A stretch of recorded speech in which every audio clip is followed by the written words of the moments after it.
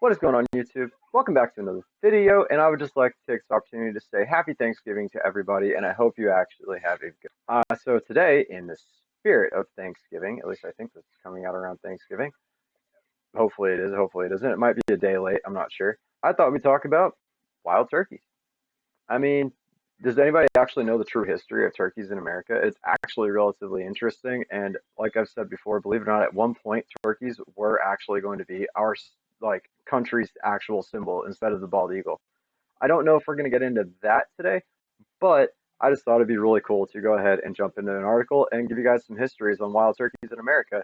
That being said, before we get into this article, guys, please remember to hit that like button, hit the subscribe button, follow me on all my social medias, which will be listed at the end of the video, as well as turn on that notification bell so you never miss another video from me, and drop comments down below with anything you guys would like for me to cover in the future. So let's go ahead and hop into this article. Like I always like to say, everybody, I don't own the rights to these articles. I simply use them to pass along information. This particular article comes from almanac.com. Please go over there and show them some love if you would like. If not, just stick around because we're going to go through this together anyway. The wild turkey, history of an all-American bird. All about wild turkeys. The American wild turkey has become an iconic symbol of Thanksgiving. Perhaps a brief history about our native bird is in order. In the early 1800s, Alexander Wilson provided so much information on the natural history of the turkeys in his Encyclopedic American Ornithology that John James Audubon was unable to truly improve on the knowledge of the species in his later books, Birds of America. Benjamin Franklin, commenting on the design of the national seal, disparages the bald eagle, writing that the eagle was a bird of bad moral character. When the idea of the turkey is raised, he expressed preference, stating that the turkey is in comparison a much more respectable bird, and with a true original native of America, a bird of courage would not hesitate to attack a grenadier of the British Guards who should presume to invade his farmyard with a red coat on. The first description of the turkey was written by Oviedo in 1525 in his General Natural History of the Indies. Domestic turkey was first raised by Native Americans in Mexico and Central America, who bred them into domestication from a subspecies of the North American wild turkey, maybe as early as 25 AD. So that's actually kind of crazy. So like the North American wild turkeys were bred into like the captive turkeys that everybody sees on farms. It actually makes a lot of sense. Wild turkeys are a lot leaner, and they're actually like a really hardy bird. And the domestic turkey is kind of has a very large reputation of just kind of being stupid. So, I don't know if that's really just, but it is kind of is what it is. Spanish explorers took some of these domesticated turkeys back to Europe around 1519. They spread rapidly among European farmers who were popular free among the elites.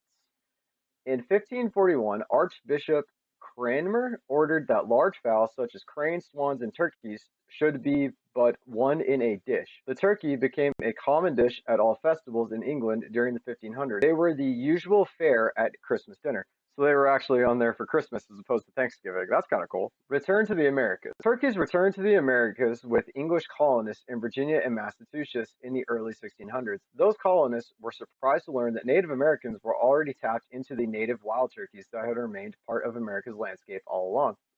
Audubon once had a pet turkey in Henderson, Kentucky that he caught at the age of 2 days old. It became the favorite of the village and followed anyone who called it.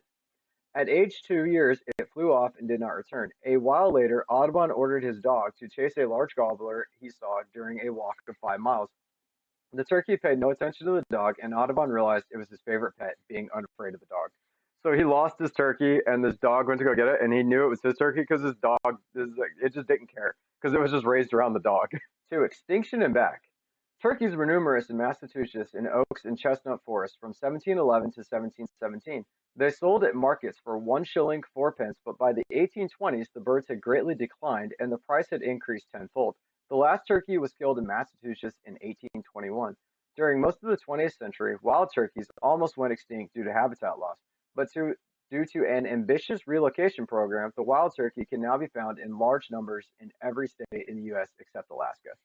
And I actually did an entire video previously on this, which was the wild turkeys range. So if you guys like, please go and click on that video. And it kind of just, I go over like a map that just shows you where you can see wild turkeys throughout the U.S. and Mexico. In New Hampshire, we often see wild turkeys in wooded areas at this time of year, enjoying plants, nuts, and berries. Cars stop in awe of these beautiful birds meandering through the forest. All right, we're going to get into some turkey facts now, so let's kind of run through these as quick as we can. The wild turkey is a different creature than its factory farmed cousins found in grocery stores. Domestic turkeys are big business today.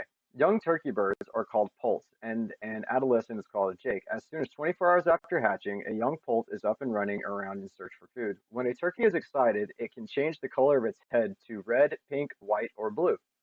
A wild turkey can run as fast as 25 miles per hour. The domestic turkey has been bred through hundreds of generations to have shorter legs and is much slower on its feet. The wild turkey can fly more than a mile at a time, and it's at speeds of up to 55 miles per hour. The domestic turkey has been bred to have outsized, meaty breasts, sacrificing its ability to fly along the way. Pretty much the idea of what flightless birds did. They kind of said, "Oh, we don't need to fly anymore." Well, we've kind of bred out that flying long distances in domestic turkeys, just like we did with domestic chickens. Because wild chickens, believe it or not, can actually fly. Wild turkeys are wary and difficult to catch. They also have acute eyesight. Domestic turkeys have no fear of humans. My daughter drew a turkey, guys. You want to see out there on Twitch? Yep.